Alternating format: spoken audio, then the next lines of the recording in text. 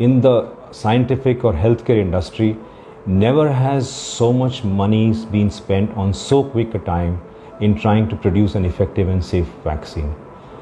Never before has there been so much global collaboration in trying to produce a vaccine which is safe as soon as possible.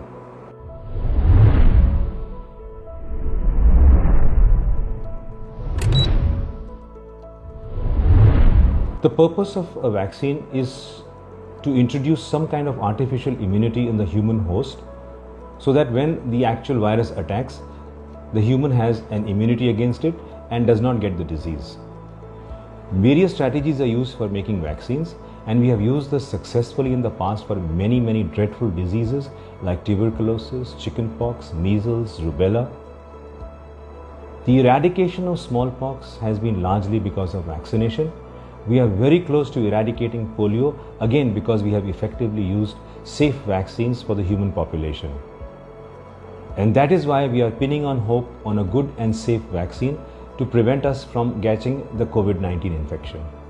The ideal vaccine, number one, must be safe. The ideal vaccine must be effective so that as and when a person is given the vaccine, it should reliably prevent the person from catching the COVID-19 infection. Thirdly, the vaccine must be affordable. Fourthly, the vaccine must be made readily available. For 1.4 billion Indians, there is a large capacity which we require for vaccine production so that each and every one of us can be given the vaccine in the shortest possible time in the most economical possible manner. There is no clear indication as yet. There are many leading contenders: the Moderna vaccine, the Oxford University vaccine, the CanSino vaccine from China, and they are in their third stage or the phase 3 clinical trial. But we don't know who will win this race.